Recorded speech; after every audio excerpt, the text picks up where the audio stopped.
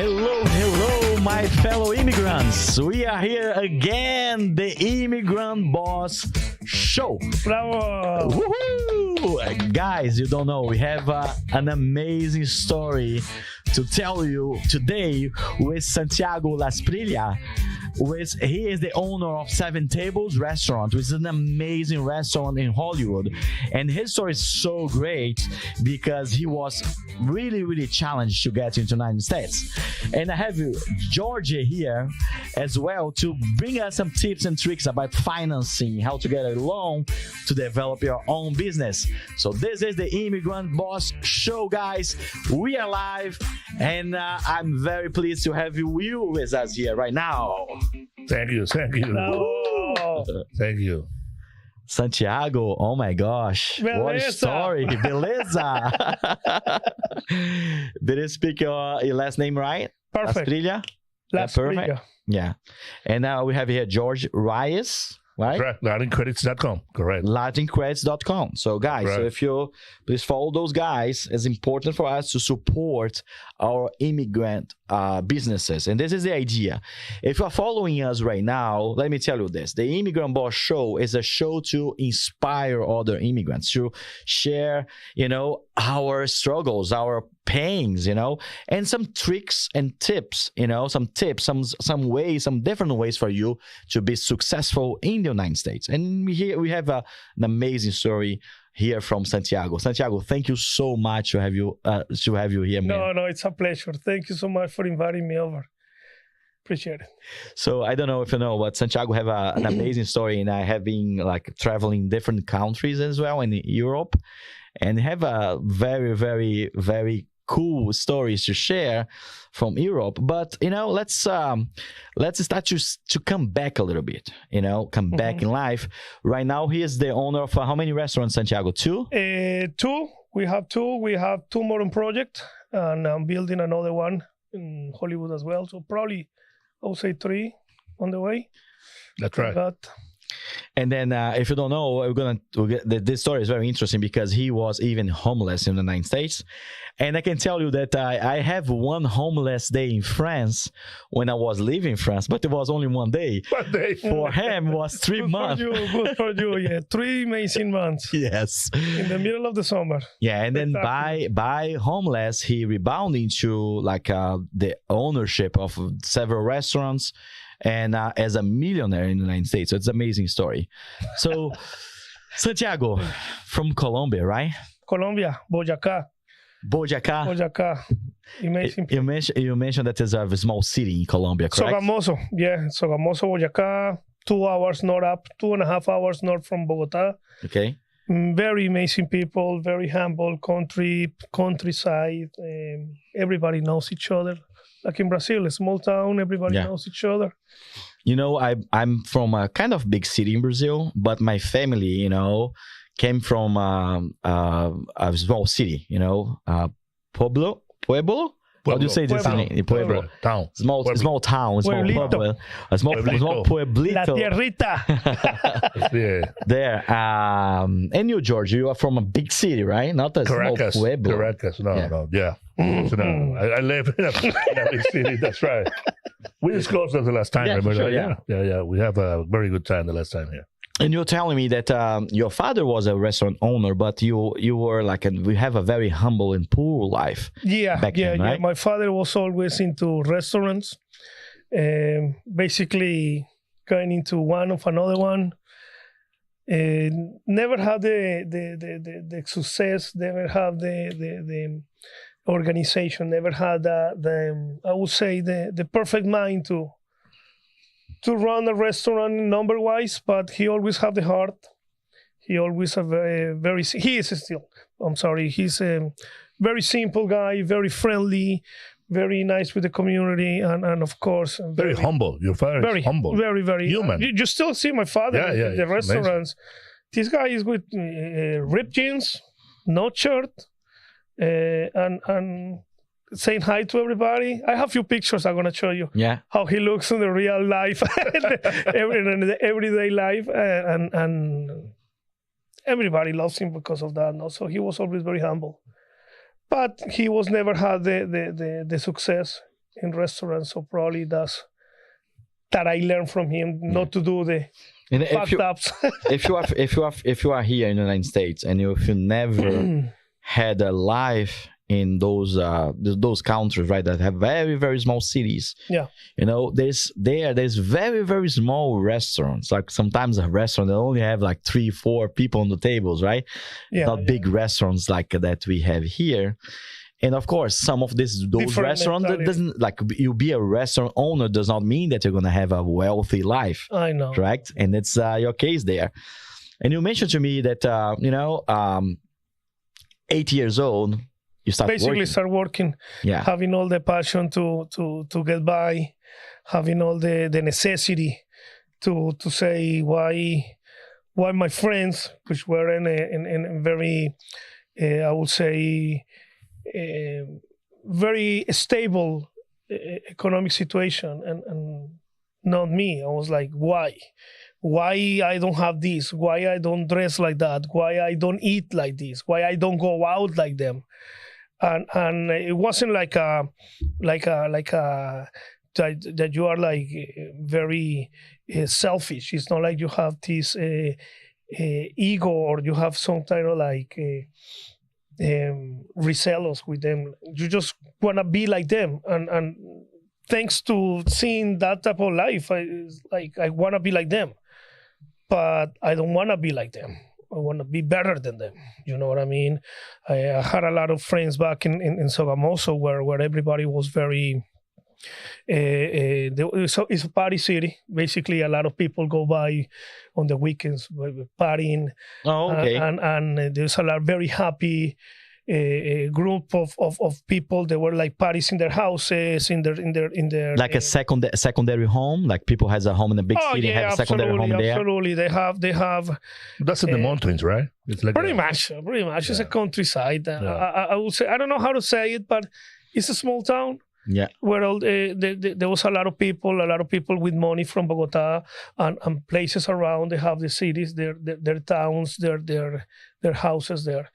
And I was like, I want to be like them, right? I want to be better than them. Why these guys have that? And this. What do you think it was, and like fast forward to coming here and being successful in the restaurant industry, what do you think was the lack or the mistakes your father were making at that time that could not provide you the minimum standards of life? Have clothes and have at least some different like elements in your life. What do you think was the mistakes? Discipline. Okay. Discipline for sure. Also, didn't know the type of where you want to go. You always have to have a goal. You always have to have some type of vision of where you want to be, where you project yourself. You basically, right now in these communities now, in what we live in now with technology, with YouTube, with all this access to internet, very easy. You can transport yourself and be with whatever you want, talk with whatever you want, and learn whatever you want in seconds. Basically, you need to focus, and you need to make sure that your talents are gonna guide you to whatever you want. You need to know your talents, and you really need to know where you wanna be in certain years. You need to always have that mentality. So it seems like my father, at that time, with different. There was not much of technology, and there was not much of Education as well. Education, entrepreneurship. There was no also opportunities. So people go by day, but they never have the mentality to focus on in the future, basically. So that's the big problem. And that's something, guys, that we really appreciate. And in your episode, George, you mentioned to me, so United States gives opportunity, right? And I have this friend of mine, my brother-in-law, and he mentioned to me, Augusto, he is in IT in Brazil, right? Nice. And he mentioned to me, Augusto, the guy is 10 years old here in the United States. They have already an iMac. They have already an Apple. Apple, cell phone. The guys is trying to study IT in Brazil. They're never going to get an Apple, an iMac. So the leverage... cable, man. Yes. So the level of opportunities that you have in the United States is so beyond that you can see in all the countries, right? Yeah. And we, as an immigrants, we really appreciate. That's what it's called, the land of opportunity, right? Yeah. And to mention that, when I was here in Santiago, it's important for the immigrant to understand that he was washing dishes at the beginning. I mean, he was not the owner of the restaurant until he really, come up with how to do it. It's not easy to find that. Yeah. That's really interesting. So picking back to your father, right? So you mentioned to me he lack of vision and he lack of discipline, right? Yeah. Two elements, like knowing where you want to go and also putting the effort every day regularly to be getting to that point. Yeah. And there's two elements you start discovering in your life very early, in an early age. So you mentioned to me that even when we were very young, you were watching some movies from the United States, and the guys watched with their cars in the college, high school, blah blah blah, and at the same time you were working. So your vision will start getting formed back then, right? Yeah. We didn't have cable, so I was waiting always to watch this show Sunday at 10 p.m. Class of Beverly Hills 90210. So I was watching like, Jesus, like, did you see the car the next day in high school? Did you see the car? Did you see the girl that he was hooking up with? And did you see the clothes?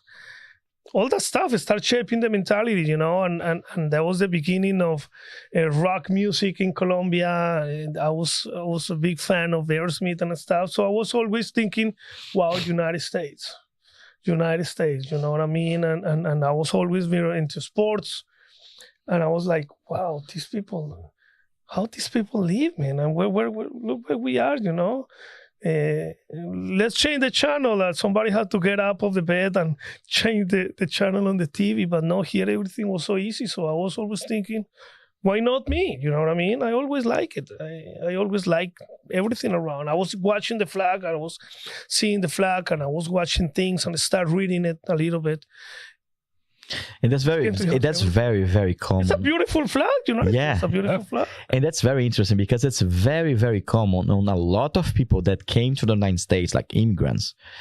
Like this inspiration of the movies and the shows, that, advertise. It was a real advertisement of the United States back then, right? Yep. So you have the entire Latin America like dreaming about the United States, and you have a lot of different places in the world, probably in Europe as well. But you did something a little bit different because you didn't only dream about it. You have the vision, right? Back then, you're young, 8, 9, 10 years old, but you were working like very with a lot of discipline, to start bringing like creating the reality for you, right? Mm-hmm. So you mentioned something very, very funny that you pay for your own high school because back then it was difficult to get into a public high school. Yeah, right? the public high schools over there are very bad high schools, and everybody was middle lower class. There was no opportunity to get in. There was a waiting list of 2-3 years. So basically, wow. Yeah, in Colombia, everything is private. Private in the sense that you pay certain amount of money in whatever school you want to get. So my parents didn't have that, so I paid for my high school since 8th grade, basically. Yeah. Okay, and later on, and my sisters. So I paid for both of us. And that's very funny because you did something very interesting back then to pay for a party, like 11, 12 years old.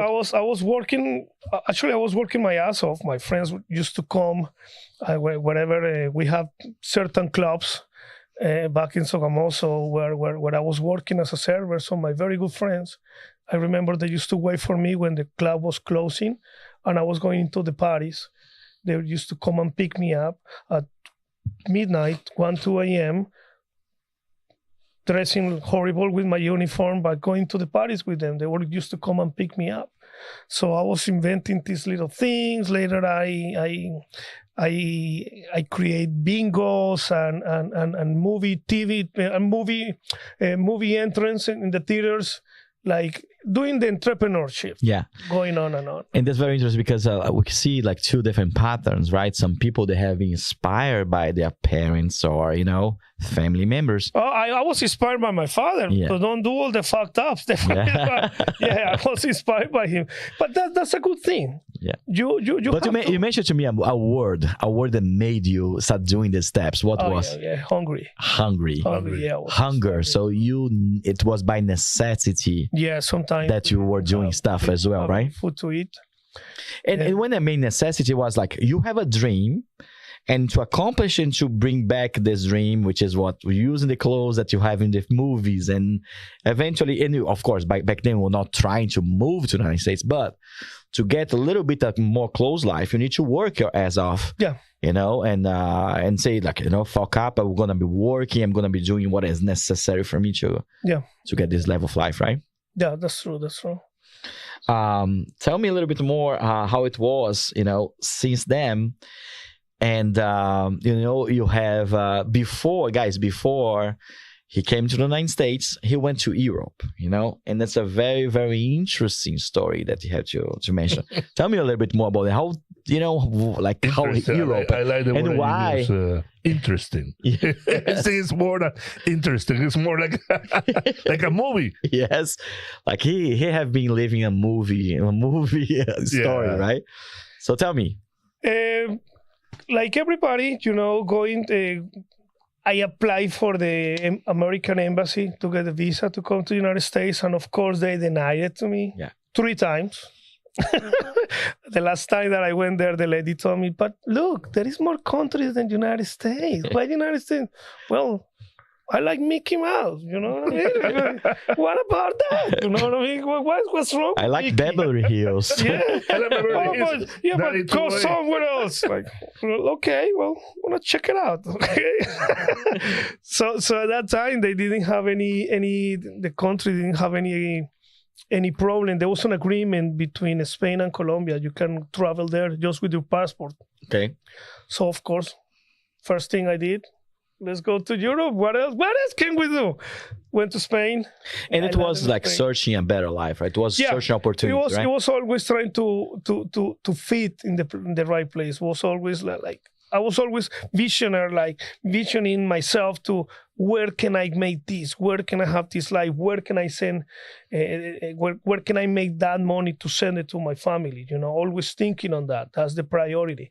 So going into that, France, England, Switzerland, Norway, Germany, even Russia, Algeria, Albania, Greece, and I ended up in Italy later on.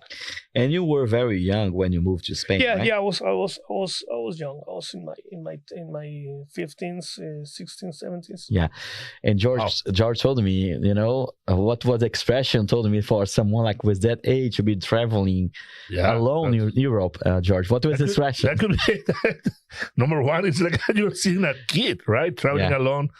Has to be, a fantastic, You must have told me a different expression, George. You imagine that? I know. George is shy in front of the cameras, guys. I'm really shy. Yeah? Just in front of them. But the expression he told me, Augusto, the kid have to have balls to get to. But that's a good thing. Because 16-year-old. Yeah. Imagine yourself doing that at that time. Wow, you have to have balls for it. In our countries, that's where you start having your life. You're in high school, you hang out with your friends. Yeah. You get into little fights. You get your girlfriend. Yeah, you're right. The regular things that your parents live. I never sought to leave my house and go to Europe, a country that But that builds you up amazingly because there is not a better things than when you experiment in problems and not having the cell phones, not having a cable. I didn't have any phone line in my house until I was in the last year of high school. I don't know if you feel that, but when I did my first travel and I was an immigrant in France, I didn't have anything. So you mentioned that you travel with no money, and I travel was only $300 in my pocket. Well, that's a lot of money for me at that time. That's my That point. was like a vacation dream. But I travel a lot after Lucky, you man. because you start traveling before. So if you put the money wise, probably you're more or less the same. But something that I feel in France was like, man, I'm restarting my life again. It's like I have a completely different life. Yeah. Like I'm a baby again. I'm recreating my life from scratch. Did you feel a little bit this when you went to Spain? Of course. Every day was a beginning. Yeah. Because, well, what are we going to do today? We don't have anything to do. Let's eat. But we don't have money. So what? Let's get out and let's see what we can find, and the necessity. We didn't have $300. We have between all of us, $6-10 maybe. And the 3 meals and eating maybe once a day. Going to the beach and find some girls and having a little conversation, made them laugh, telling the story. And they used to bring us to their houses, giving us food, introduce us to the friends. You were a gigolo back then, right? You have to be a gigolo. A king gigolo. It's not a gigolo, it's a king gigolo. You have to be super puppy there. Hopefully your daughter didn't meet this guy back then. He was the biggest gigolo in Europe, right? That was the opportunity. The Colombian gigolo in Europe. Oh, you want to come to our friend's house tonight? Oh, really? Well, we have a party. Well, let's go. We don't have anything else to do. So you got 2 different meals, right? The meal and the meal, right? Oh, yeah. We used to have... We were very lucky. Later on, it was on a strategy. And that's very... That was the whole point. We didn't go now to the parties. We used to go to the clubs. Of course. And find... And we know the speech. We know the plan of attack. And... Let's move to the next one. Survival mode. And if you are an immigrant, tell me if you've never been a little bit of a gigolo 1 or 2 times. But it's true. What is the best? What is number one rule, and what is the number one characteristic in this moment, even now, that successful people have?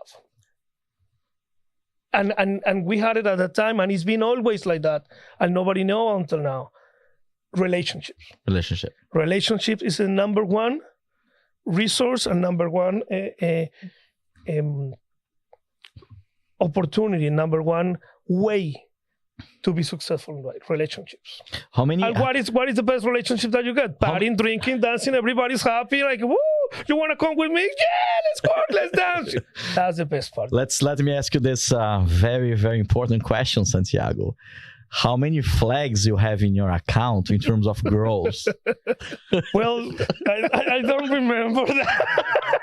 But I can tell you that I was able to get by, still healthy, still alive, so make it the count though. Yeah, that's very interesting because, I have this, you're young, you're enjoying life. So you have different girlfriends. That's natural, it's healthy, guys. And with my friends, my friends, they're all in Brazil, and they'll all, and between males, we have this little competition between us. Hey, I have 2 girls, I had 3, I have 10. And if you're in Carnival in Brazil, you're gonna know what is this competition. Anyways, and I have those friends of mine say, hey, I have this many girls, blah blah blah. I say, but now tell me how many flags you have in your history, because none of them were in Europe, and in Europe you can meet a lot of different girls for different parties of the continent, but right? That's the good thing of being a Latin that we didn't know. That's a beautiful thing. So, these people don't know how to dance. I know. You dance well. Look, yes, they come to you. That's great. You don't need to go and talk to you. Just start make. Well, imagine Augusto, right? Dancing samba, and samba, that could be a bossa nova. It will be, like wow. Yeah. And you have the Brazilian salsa, which you call forró. Forró. And that was very good, and even salsa because I knew forró. So it's very interesting. But Leo, tell me, I know that, guys, this is a business show, okay? It's not a this is a surviving show. This is a surviving show where it can tell you that the resources that you need are the ones you have. That's all you need. But before we come back to business, tell me, what was the most impressive flag or nation girl that you think was like, this experience was very different, amazing for me? You're looking for a tip? No, not for a tip. And guys, I'm completely retired. In that matter, I'm completely retired, okay? At that moment... I'm well married. That's Jessica, love you. Only you in my life. At that time, what you do is surviving. What you do is, well, of course, you look for a good-looking girl, but the one that gives you something to eat, spectacular. The one that was giving you the money, amazing. So he was better than me. He was a lot more resourceful than me. Oh, yeah. I'm pretty sure. Me too. Sweetheart, sweetheart, you want to get a drink at the bar? Oh, absolutely. So you start having the conversation and you get to, okay, can we have two beers? Okay. Oh, my friend got my wallet. Oh, it's okay. No worries. Are you sure? Yeah, absolutely. I pay for it. Okay. Beers, okay. So she was paying for the beers. Later on, the conversation, dancing, this and this. And then you say, yeah. Where you guys are staying? Oh no, we don't have a place to stay right now. Oh my God, really? Yeah, we don't have a place to stay, unfortunately. Oh well, we're staying in this place. Why don't you stay with us? No, don't worry. Okay. Let's go. Hey guys, we have a place to crash right now. Amazing. So it was that. Guys, if you're seeing, of course, I'm so sorry. It's only males today. There's no girls. That's why we're getting this funny conversation. But let me open a little bit for the sponsorship. A shout out for HeroWired Media. You know, we are amazed to have this show because of HeroWired Media that you can do podcasting. So if you're looking to do your own show, if you're looking to do a podcast, and if you want to create and share your knowledge to the community or help other people, you can contact us, the HeroWire, and they will connect you to create your own potential show, like you have this beautiful show, the Immigrant Boss. You can create your own show. So if you want to share and grow your presence online in an authority level, HeroWired is your company. So now let's come back for our beautiful friend here, Santiago. Thank you, sweetie.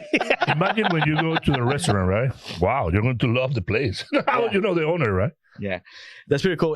Something very interesting is like that humanize, like this coming to this podcast, that's humanize people, So you're, in the future, it's going to be good to share this to your employees or to your friends. Right. Because sometimes people that go to the restaurant know, hey, he's the owner. He was the one who was at the podcast. Correct. I want to know the guy because he's a real guy. Yeah. And that's one of the things that I always talk to. That's right. The Latino are different. The Latino likes to show the real way to do business and to have friends and handshakes and everything. So let me tell you that I'm going to share a little. Jessica, please turn off the camera. Jessica, we love you. No. Jessica, for me, the most impressive nationality was a Moroccan girl because she danced the belly dance. Yeah. And it was what was your experience like in Europe, or the most crazy experience with girls? I mean, tell me the best one, the most different one. Maybe he doesn't remember that. We were at a party. We just ended up knowing like where we are and why everybody's dressing so nicely. We were like, okay, we have the shitty clothes. They were thinking that we were one of the people that were working or serving in the party. Ended up the girl that we met the night before came to us and say hi and blah blah blah. Nice to see you guys. Come over. Let me introduce you. At that point, we were basically crashing a wedding. One of the second ministers of the government in Italy. So we were like in the middle the daughter of the second minister. Yeah. So So you catch Basically, it? we stayed there for 3 weeks, man. Oh, We were that's there for wow. 3 weeks, That's impressive. and man. This guy have a lot of interesting yeah. stories with authorities of different countries. I can tell. but it's funny because they start putting the music, and later on we were just the whole party on ourselves. Let's dance. And nobody was dancing. We start dancing. They put some Latin music, some Elvis Crespo, and we were taking the old ladies and the mother, the grandmother, and we were the sensation. Enjoying. You That's were cool. the entertainer. Absolutely. Yeah. Well, like the food that they were throwing in the trash, we were putting in bags to bring it to the little room that we were sharing. That's cool, man. I mean, stuff like that. So tell me, and then of course, so you mentioned to me that you settled after in Italy, right? So you stayed like for 15 years, I think, more or less in Italy. But before you settle, you have been working all around for 2 years, doing a lot of different works, right? So you did everything.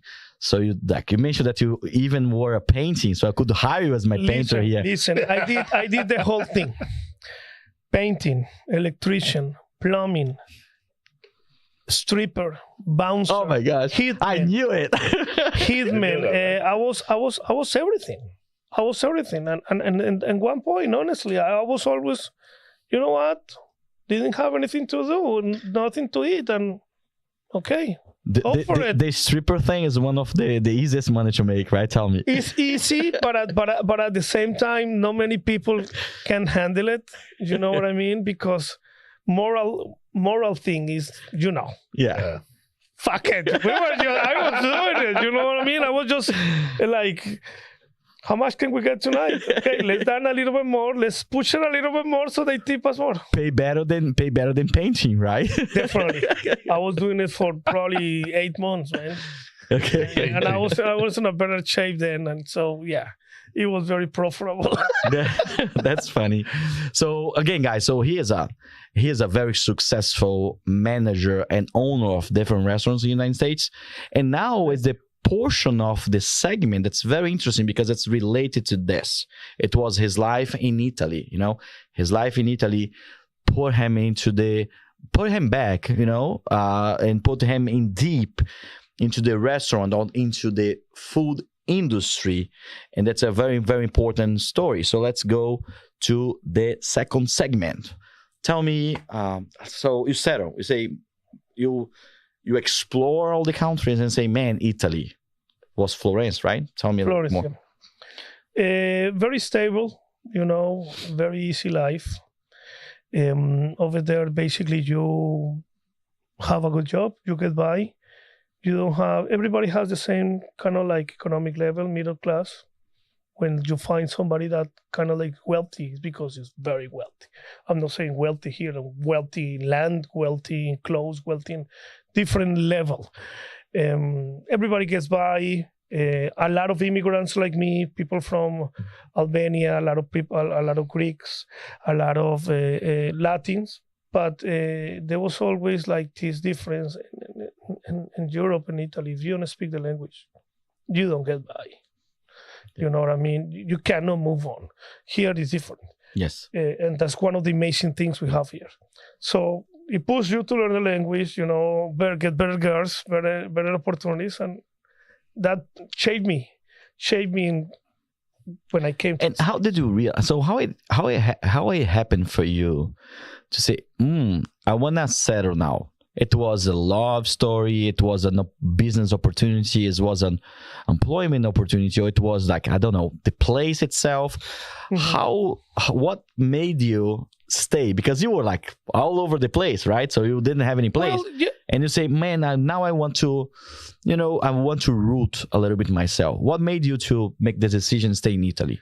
Well, the thing is, you're stable, you get comfortable, you get settled, you have your basic needs. Okay. I have very always in my mind what my basic needs were. I was very focused on what I wanted to. And that's the good thing that I live in Colombia.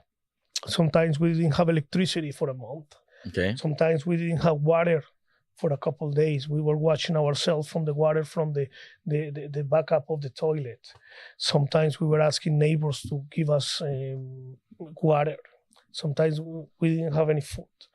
When you have all that at one point, you are stable, right? But it really crashed me in one opportunity when I have to send money back to my sister. She was starting nursing school and she didn't have any money for college. And I was like, okay, amazing living, send all the money. How much I have now? And you were working in the restaurant industry. Yeah. I was working, and that's what it shaped me. Do you know Italy, George? Yeah. Yeah. What do you feel about Italy? Beautiful. Florence is amazing, and Rome, all the area is the center. Yeah.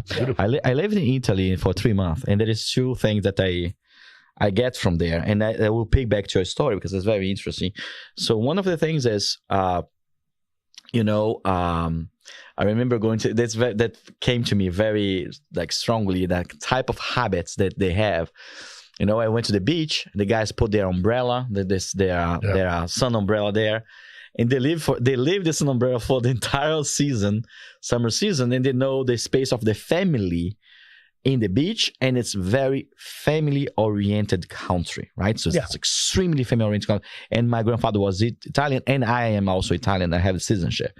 Need to learn a little bit better Italian. But the other thing that's very important that they brought back to me, a very strong element in Italy, is the passion of the food. And I lived in France as well. And France is known by being extremely expert in food and food preparation. But man, the passion of the food that the Italian people, they have, there's no equal in the world, correct? It's unique. Yeah. The thing is, over there, the food is coming from the grandparents, coming from generations. So the only thing that people look forward over there is to get into Sunday, to have their family meal prepared by the grandmother and the older people in the family. That's what they look forward from Monday through Sunday. That's the only thing. And that was always, I never had that. So it was very nice. It shaped me. And in Italy, that's the good part, family. Doesn't matter if you have very good friends, it's family. So it's not like you go out, you go and eat at their house.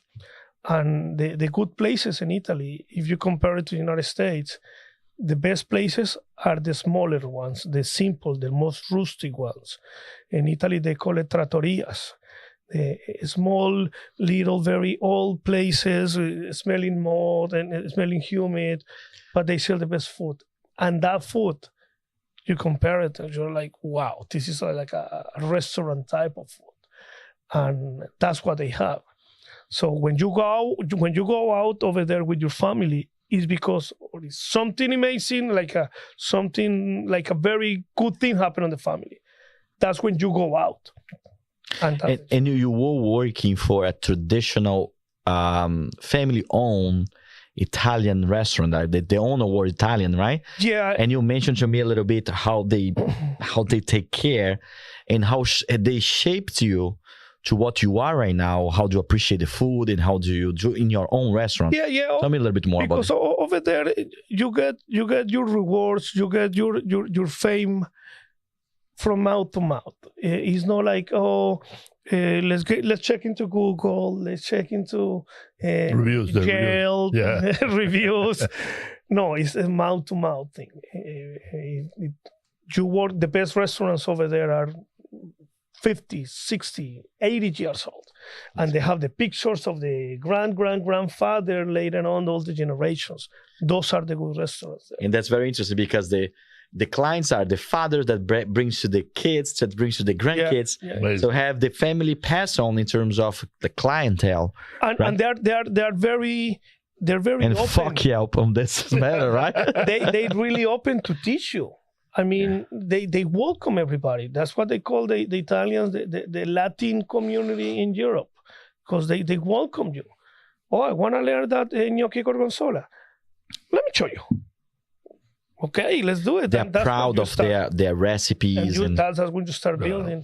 But tell me, Italian is not a super easy language to learn. And you mentioned that to position yourself in Italy and grow, and you are managing a restaurant there, you need to know the language, right? Tell me the tips and tricks about this. Very easy. It's very easy. Italian is very easy. Very easy? Look, French, Italian, Portuguese, Spanish, and what is the other one? They are all Latin languages. They are based on the same organization of the letters. Okay. So right here you say White House. Over there you say House White, and all of them, all the order is the same, and the phonetic is different. For example, for Spanish speakers, it's very difficult to learn Portuguese because you are more phonetic, you are more sounding. Italian is the same thing. You pronounce every letter. In Spanish, the same thing. So you just shape it a little. In French, it's also the same thing. You just shaped and you hide the sound. But in Italian, extremely easy. Everybody can learn it. So how did you learn? So girlfriends,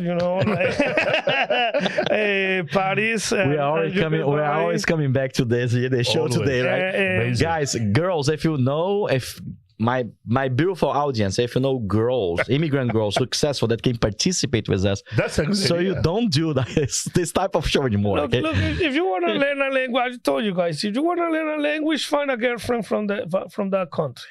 That's the best school. Yeah. Practice.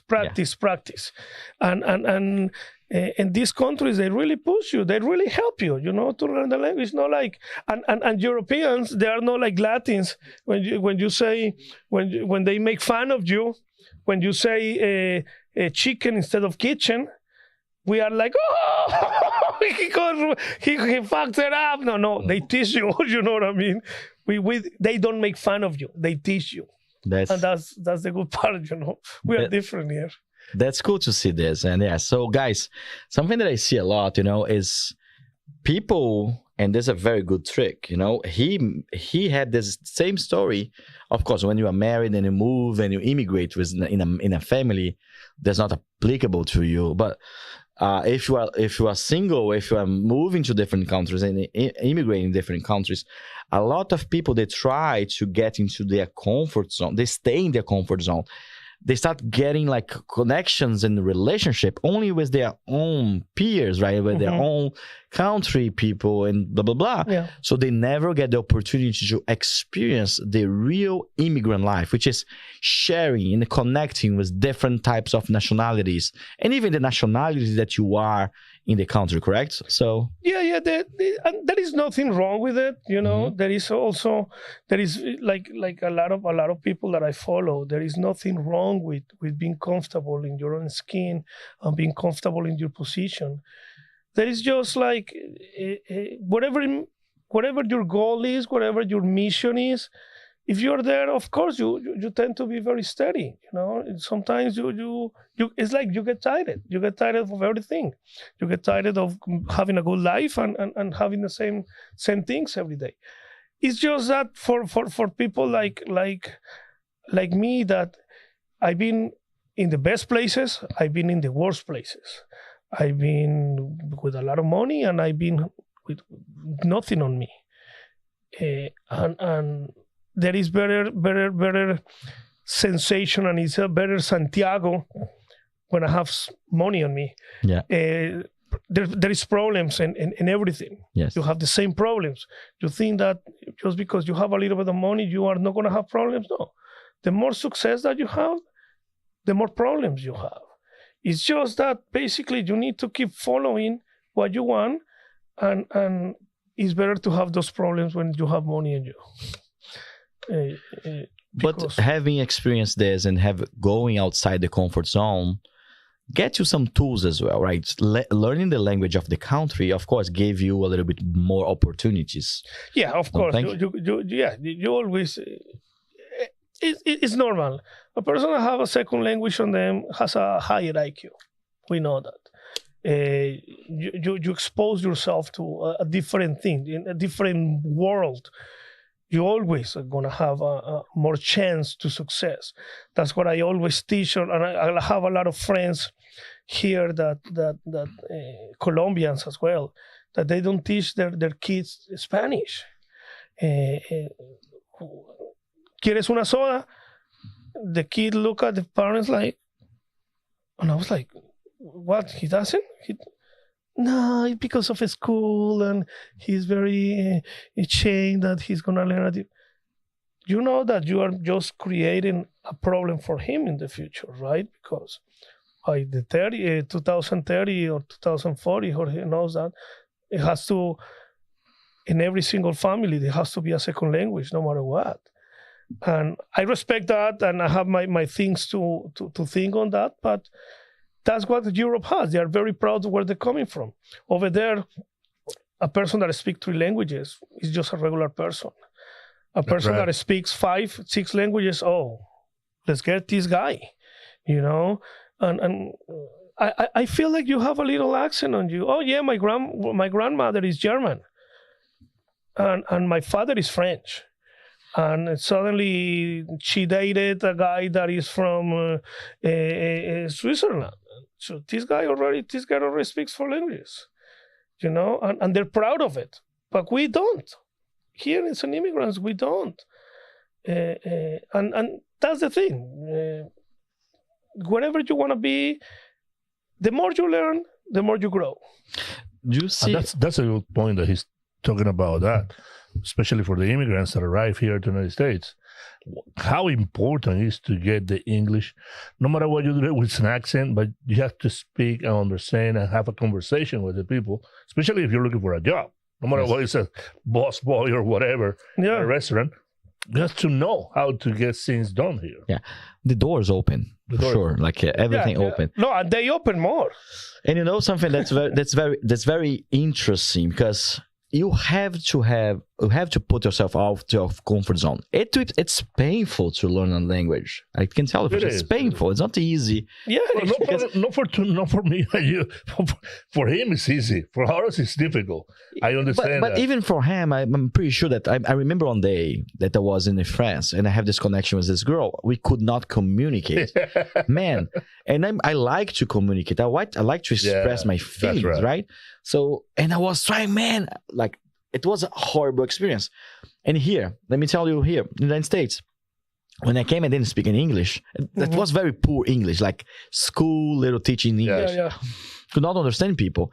And I was in front of other people. They tried to communicate with me in these business meetings, and I could not even understand. I look into them, oh my gosh. What the hell is going on? I cannot understand. But I stayed there, painful way, and ashamed of my own English, you know. And I was ashamed. I'm not going to hide that. I was ashamed. It's embarrassing. Well, it's embarrassing at the beginning, but I say, you know, right now, especially in the population that we're seeing, the mix that is happening in the United States, I believe if you talk to the gringo, to the American guy, to the Caucasian guys, he wants to learn Spanish too, because he knows that it's happening, the change. Yeah, they're more open. Okay, how do you say that? How do you do this in Spanish? How do you dance salsa? It's happening. I mean, 10 years ago, 20 years ago, it was not like that. Imagine. But you know what I love the most? I love when you tell a gringo, and the gringo tells you, ¿Dónde está el baño? And you get it right away, and you answer them in Spanish. El baño queda al fondo a la derecha. Gracias. And you feel that face, and they are looking at you like, oh, I did it. And I love that face. I like this. I like when they go to a restaurant and the first thing they go to when they reach the bar is una cerveza, por favor. Or now that you know the guy is getting here, you know, warm. He's trying to welcome him and to the restaurant. They feel like $1,000,000, and you can see it on their faces. Cool. In this industry that I am, you learn how to read people. And that's one of the good things about it that I love is their faces, their happiness, how they feel after you tell them, okay, sí, señor, gracias, con mucho gusto. Or when this guy is dating this Latin girl and she orders you the whole thing in Spanish, and the guy was like, para mí, por favor, del mismo. Sí, señor, con mucho gusto. Oh, this guy is funny. Is gonna get a blowjob tonight. We have this girl here that she comes sometimes to be my co-host, Julieta, and she's always preaching love, saying, man, the best way to have less conflicts worldwide is love. And then people that does this, the connection of people between different Julieta is amazing. Yeah, so Julieta, right? Yeah. So Julieta says that, and then this that you have mentioned to me, the guys that go to the restaurant and they do this little step to say some words in a different language, just show that they appreciate, right? So it's beautiful to see this, right? No, yeah, it's a beautiful thing, and you can see they're more open now. They see the reality. They see what the immigrants can do for them, and also if you go backwards, you find out that this guy is coming from an immigrant family. Oh, I'm Irish. Okay, well, who came from Ireland? From Ireland, I'm sorry. Oh, my grandfather. Oh, nice. Okay, well, you speak the language, but you're still an immigrant, right? Or my grandparent, my grandfather was French. Oh, so you're coming from... This country is based in immigration. It's based on immigrants. That's why it's so good, this place. Why it's so amazing, because everybody came with their ideas and their way of thinking, and it shaped what the country is. It still is happening. No, it's definitely. And it will never change. The way they go, no matter what they do, it's never going to stop. I agree. Never going to stop. That's pretty cool. Let's come back, because I know that you have a lot of things to say here. Story is very big for this guy. How long is the show, man? I can be here all day.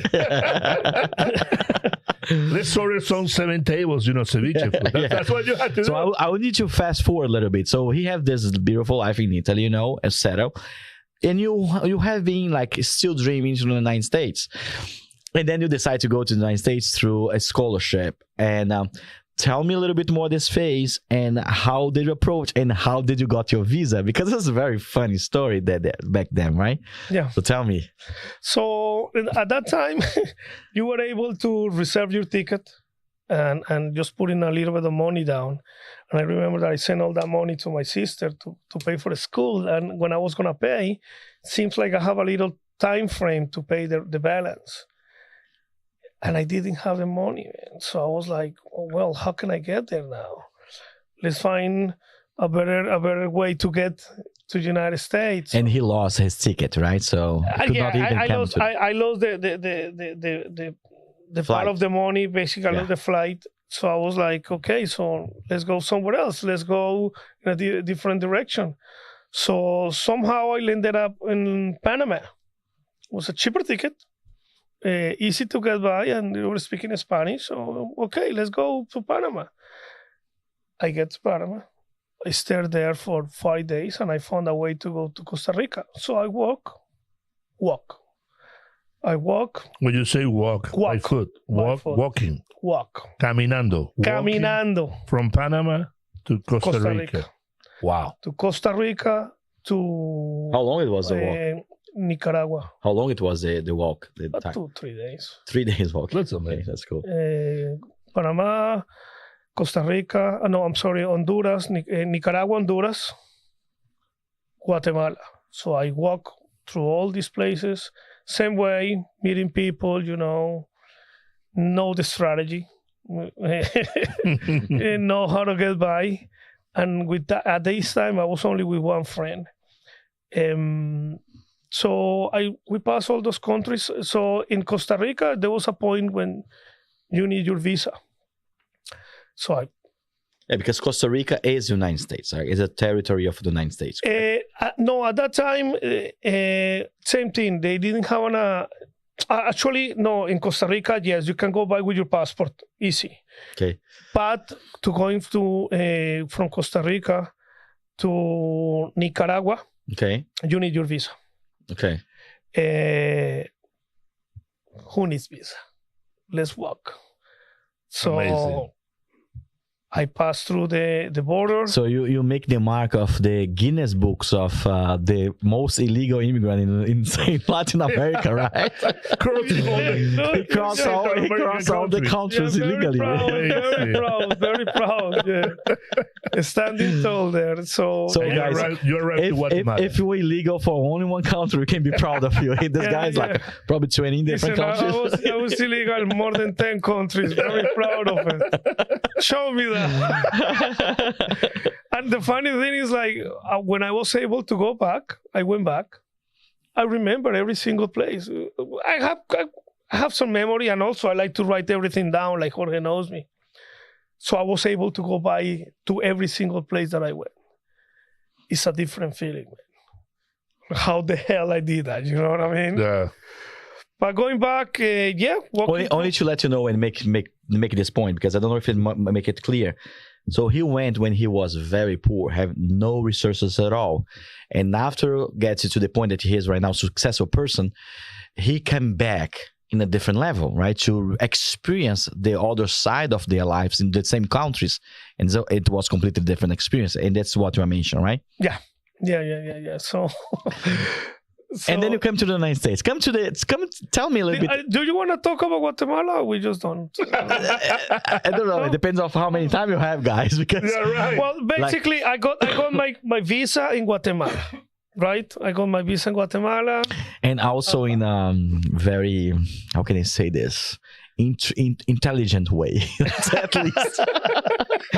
So he became Guatemalan in a very intelligent way. Let's not go deep on this, but yeah, he got it. Okay, so we're here in the States, okay? But between Guatemala, tell me the story of getting the visa to come to the United States. Yeah, that is going to be a funny movie. I was basically the driver of a mafia guy in Colombia. From Colombia, in Guatemala. Yes. Yeah, I'm sorry, and he happened to own a couple clubs. But he was a Colombian person in Guatemala that owns a lot of successful, powerful guys from Colombia were living in Guatemala. Okay, and there was a big gay community, which I respect 100% because they really helped me. And well, you go back with them. Very nice people. I mean, yeah, very thankful with them. So, but only for you to know, guys, in some countries of Latin America and even Guatemala, you know, the LGBT community is not as strong, but it's not as free as it is in the United States, right? There is a little bit of taboo, you know. There's still a little bit of taboo going there. So some personalities or politicians or people that is in the higher level, they hide it. Sometimes they hide, right? So this is the point that he's mentioned. So I was going to these clubs because my boss liked it to go there, and I was meeting these guys, and we became very close with them. We basically became friends, and in one of those big parties, he introduced me with the ambassador of the United States. And this was his mafia guy that was hiding that he was a bisexual. And that's very funny because my mafia guys in Latin America, Brazil, they are the macho men, right? They cannot really show any femininity or whatever it is, you know, that's just beautiful and natural, but they cannot show it because they have to show strength and male, you know, I'm the macho guy. So the mafia guy were like, he was a bisexual, right? Yeah, so. And he introduced me to this guy, and he basically he make an appointment for me to go to, and he run like secret orgies, you know. The guy, that my friend here participated in several. Well, I didn't we don't know if it was in those orgies. I was basically I saw them. I didn't participate in those ones. Can you see how Latin guy in position of power or leadership cannot tell what they do? It's have to be secret. I was able to see, no experience, to see everything that was happening. Okay, let us stop, and Santiago will share everything about the orgies. That he allegedly didn't participate. Okay. No, didn't. Okay, funny. Guys, we are here to have fun, right? So tell me a little bit more. So I met this guy, and he helped me to get the visa. He said he bring me over to his office, and happened to me that he was a very successful guy in the embassy, and that's how I got my in the U.S. embassy. In the U.S. embassy. Yeah. So I came. But the guy liked you in a different way, right? Yeah. The guy was very approachable to me. The guy was very, very friendly. So you see, guys, relationship, even for coming to the United States, he used his tools. But that's the good thing. If you're a happy guy, you know how to manage situations. You know, I mean, well, we say. But tell us. We say in Spanish, la necesidad tiene cara de perro. Exacto. but like making love with him was at least funny. no, I didn't. Lucky me or lucky him. I don't know. I didn't have that chance. Seems like the guy was very shy about me, and he just helped me in a But he different helped. way. Like, you were a very likable person, so Yeah. he brought you from the line, say, "Hey, I help you." Yeah, And you he mentioned saw that. me. I get there, and I saw this huge, big mansion with security guys all over. You're still unaware of what is the real thing. And I called my friend and I said, "Listen, is this the right place?" And he said, "Yeah. Why?" Because man, there is army guys, there is a policeman, there is a line. I think this is an embassy or something. Oh yeah, you know what? I think I'm going just gonna go away. He told me, just give me 5 minutes, I'm gonna call him. Suddenly this guy came over, they opened a huge door, 10 bodyguards came over, and there was this guy in the middle of them, very nice dress, and he said he was calling my name. How he was calling your name? Santiago! Santiago! I was like, oh, they're gonna cut me. No, basically he was happy to meet you. No, right? I was Right, even to see you happier. Yeah.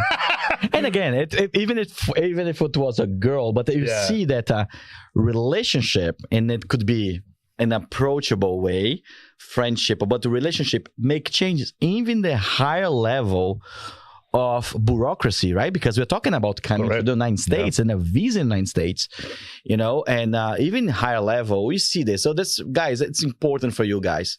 If you're an immigrant, whatever sexual orientation you have, to be likable, to be approachable, of course, in a professional matter, relationship matter, you don't need to work for a mafia guy at this point. Correct. But he's a likable person. Everyone wants to help him. That's something that's funny. Yeah, it took me 15 years to get. So yeah, he called me and he was very nice and friendly. He just brought me over to his office and he just said, "You know what is what you need?" And I told him, "Look, I just want to go to the States." He said, "Okay, let me help you. Give me your passport." Give it to him. He left the room. That was the longest 5 minutes of my life. He came over and he said, "Open it." I was like, "Okay, open it." And I opened it. It was my visa. He gave me the visa to come to the States. Just like that, meeting him in a party 2 days before. Wow. Guys, I can tell you, if you're lucky as this guy, you're gonna have a beautiful life. That's I hope we can do it next. Oh my gosh, you don't know how struggling it was for me to get out the documentation in the States. It was like a lot of time. Anyways, but let's fast forward a little bit because we still have like 15 minutes. So you came to the United States and you were homeless. Tell me, what was this? And you were homeless for 3 months in Florida, like Miami, living on the streets and stuff. Tell me a little bit how it was, the secrets, and what made you going from homeless to own like restaurants and be successful in the restaurant industry. Tell me a little bit what you think make you come in with nothing here in the United States and convert it into the success that you have now. I would say God. I would say He always, thanks to Him, I was always able to get into the right people. It's not like I never met the right people. It's just like He guided me. But I always have the dream to own something. I knew my qualities. I knew what I was able to. I knew how to get by and how to approach different opportunities. And I was always, since I was a kid, trying to, whatever I like, I go for it. They have an idea to go to a little trip or to a little party. Santiago is number one to be on the list. So I was always catching the opportunities, and I knew the opportunities, because when you don't have opportunities and they get presented to you, you just take them. Jorge knows that. He's been telling me so many business opportunities. I probably haven't said no to any of them, because I follow what I feel, and that helped me. That I knew where I want to get, and I was able to project myself doing them. And it was restaurants. Like I said, you need to know your skills, and at the beginning was getting by, eating something, having a place to crash, and later on saving a little bit of money to I was asking for money in the streets, and later on I was able to wash dishes, and the owner of the restaurant saw me, and who's this guy that is, well, I was working hard, you know what I mean? Having all these years of working hard since I was a little kid, I was able to wash the dishes of 70 tables myself, and saving the money of the owner. So he was very happy with me. Later on, he taught me how to cook, and always focus on projecting myself to be better, and that's the secret. God, perseverance, and also a little bit of goal-minded. You need to know where you're going, and that's probably the secret, So you got in Florida, you got the restaurants, and then you moved to Boston, right? Boston. That's when I made basically myself. And in Boston, you were working extremely hard. Yeah. Because you were doing like studies, and then after the studies you were working. You got the scholarship as a boxing person, right? I like always boxing. I was able to have a little bit of help, scholarship boxing, and I was having 3 jobs. I was working in a clothing store called Express. I was working as a busboy in a restaurant, and I was also working in the hospital. So I'm going to school. So basically, I was sleeping 2 to 3 hours a day during 4 or 5 years. Wow. So yeah, I was doing all that stuff, and when you start getting better, save your money. I was never a guy of having the last iPhone or having the best shoes, or no. I was always keeping my father's mentality with me. And what you see now is probably the first time that I'm able to enjoy what I have, because I always have the poor mentality. Okay. And that helped me a lot. But in Boston is when basically I made myself. Yeah. Yeah, you were working in a restaurant and as a nurse at the same time once you get your college done. Yeah, absolutely. Later on, I was able to leave nursing and get into real estate. And so you were using your money from restaurants, or working restaurants? Yeah, nursing? I was when I got my first student loan, I was able to buy my first property. We call them their townhouses, and basically you pay the 3.5% of the bank. The FHA loan. Yeah. So there is a lot of ways to buy your property, and at that time you always dream like, oh my goodness, I never have a house, I never have. And late suddenly I have a big one with 3 apartments and 8 parking spaces. That's a good Augusto. That's a very good for the immigrants that wants to understand how to get in. He didn't know that, but that's a very good program, which is called FHA. That you just put down 3.5% of the total value of the house. If the house is a value of $400,000, you just put 3.5%, get a loan, and you're done. You get a house. $16,500. Yeah, and it's right. George. It's what you said to our audience. Is like knowing the game, knowing the financial, right, to know the game, the financial rules in the United States that you can take advantage. So because of these guys, it's why he could come back to the restaurants. Because he bought the first house, and then he leveraged himself to get money to the second, third, and then the fourth. Third. Tell the story about the fourth property to buy. I was able to get a commercial property, and in the first floor they had an empty space, a commercial property. There was 3-4 apartments, and I was trying to rent the place. Nobody was renting it, and I was like, okay, well, why we don't have this opportunity? There was a restaurant before, and say, well, let's make my own restaurant. I know the food. I know how to start from scratch. Let's make our restaurant. So I made 2 restaurants with 1 kitchen, 2 concepts. And that's when I got my first. And how long time ago it was? So How many years you have had your restaurants? I would say 6 years ago. 6 years ago. That's pretty amazing.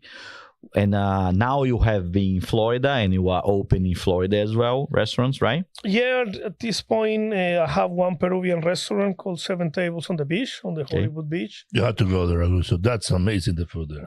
Okay. And it's a beachfront. So, and the name have a significance, right? Why why the number 7? Because I got here to the United States with $7. That's funny. And I one of the places that I stayed the most was the Hollywood Beach. Okay. When I didn't have anywhere to stay. So stay on the beach. $7, and you own a restaurant. And it happened that 7 was the lucky number of my dad, me. I follow the angels. My mom is very religious. So I like the 7 too. So 7 angels. Well, this year is a 7 number. This year. Yes. Yeah. This is a 2023. Mm-hmm. When you add to all those numbers, it's 7. 7. That's very it happens cool. to be a Peruvian restaurant, which Machu Picchu is one of the 7 wonders of the world. We all right? 7 days of the week. And it happened by luck. I opened May 7th. May 7th? Wow. Cool. Yeah. So what is the secret? So if we have the immigrants right now, a lot of immigrants, they want to open their own restaurants. If they're open, or if they want to invest in the restaurant industry, what would be the advice that you gave to them? Work your ass off. Save your money. Save your money, work your ass off. Nobody's going to know your business more than you. You don't need the money. Money is not the priority to open up your own restaurant, company, business, dream job. You just need to be perseverant. You need to be focused. You need to be disciplined. And you need to know what is what you want. Because those are the values that shape me. Those are the things that make me. But I was also very lucky to have a very good teamwork. I love the people that work for the restaurants. I love every single one of them. I know every single name of them. Learn your mistakes to get better. Know where to say I'm sorry and where to say thank you. Treat them the way they treat you, but at the same time, teach them and learn from them. So I was very lucky to find an amazing team, which when you have the opportunity to go to the restaurant, you see how we treat each other, how we treat the customers, the people that stop by. And also in the new restaurant, it's called Fonda Los Parceros. I'm teaching them too. And we have also a very close family because that's the this one you buy or you founded? You buy the founder, the founder? Fonda. Yeah, that's the other restaurant in Colombian Fonda. Okay, so you bought it or you started up? Both, okay. So what you need to know, if any immigrant is watching this or any person that has a dream on it, work for it. Don't wait until somebody's going to come and bring you the money, because that's never going to happen. Get your opportunities and take them.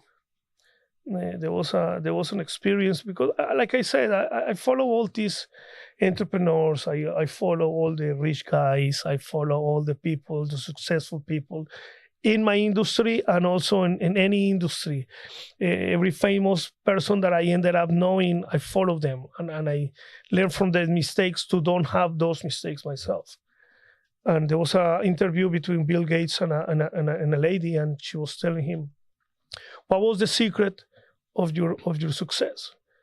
And he took a check from his jacket, and he said to her, write me down how much money you want. She was embarrassed in front of the audience, and she was very like, write down how much do you want to have? And the lady said, oh, I don't need your money, it's okay. She gave him the check back. And he said, this is what it made me successful. I take my opportunities and I take the chances that I have in life.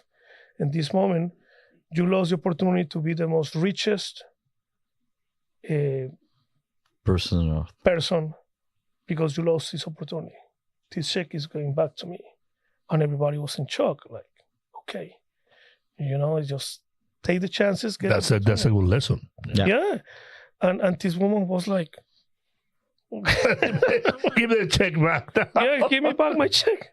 Yeah, and that's something that's very interesting because getting really tied to the opportunities. A lot of people, they are afraid. Yeah. Sometimes they are ashamed because they have to do something that they were not supposed to do or not in their industry. Right. Yeah. Was a little bit low level for their mind or stuff, and sometimes they don't even see it. Do you understand? Do you agree with me? Yeah, absolutely. I don't know. I think it's there is also very proud inside. A lot of we Latinos, we are very proud to never show your feelings, where you're coming from, how money you have. We always want to show off more. We always want to say more. We always want to show this strong personality. And that's one of our weaknesses as well. It happens to all of us. You go to a restaurant and you ended up that you find the accent. When I met you, I knew you were Brazilian. I'm very familiar with the country and immigrants from Brazil. You met a Colombian. A Colombian is serving your table and you get the accent and you ask them in Spanish, hola, ¿cómo estás? Mucho gusto. They get the shame. They answer you in English.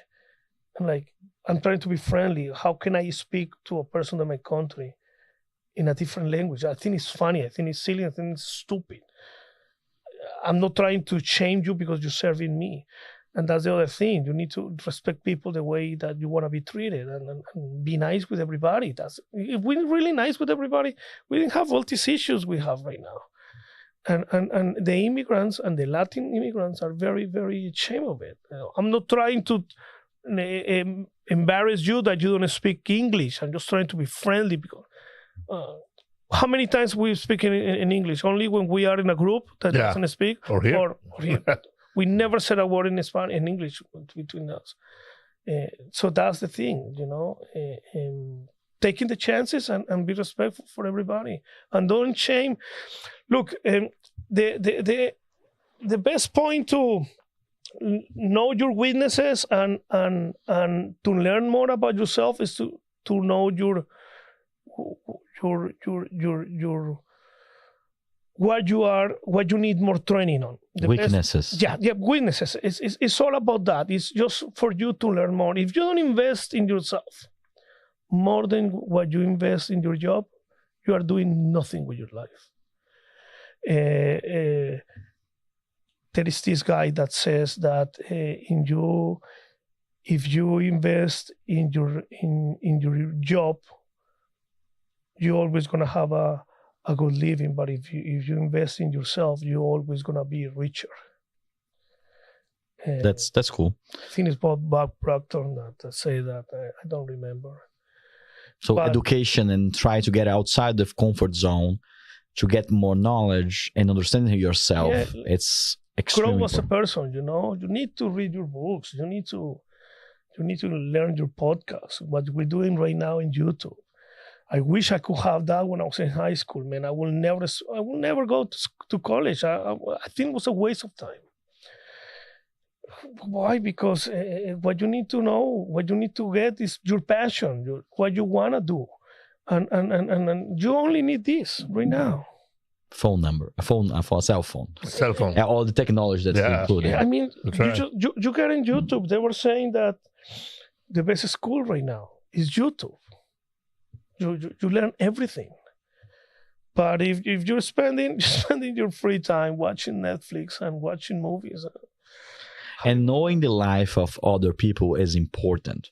So that's why, guys, we do the Immigrant Boss here. That's right. And Unfortunately, unfortunately, we're done, really? unfortunately, guys, we are coming to the end of the Immigrant Boss. Read, always read. Santiago, tell me your last words and how to find you. We'll do a little spill and sell your restaurants here right now. You can stop by and visit us in 7 Tables on the Beach. We are located on the Hollywood Beach in Hollywood. We also have Beachfront. Beachfront. It's a Peruvian restaurant. Very nice food, very nice people, nice view. Music. You have music there. We have an amazing music. We have an amazing DJ on the weekends. We have a nice environment. We have live artists also. DJ Fantasma plays and bring his talents. I have also another people that help me out with the shows.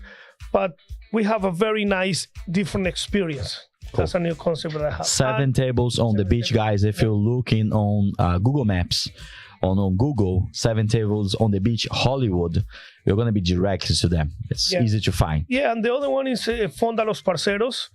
It's a traditional, authentic Colombian cuisine. It's not the typical Colombian Where it restaurant. It is in Hollywood as well. Okay. Fonda, F-O-N-D-A. Yeah. Fonda, F-O-N-D-A. Los, L-O-S, Parceros, P-A-R-C-E-R-O-S. R-O-S. Parceros. Very soon we're going to have we're gonna open to shows. We already have concerts and stuff, but very soon we're gonna. I want a VIP ticket, man. You don't need a ticket. You just need to get with me in the back door, and that's it. Honestly, you guys more than welcome. That's cool. And invite the people. You have to invite. He has to invite people. Please, any discount, 10% for the Immigrant Boss.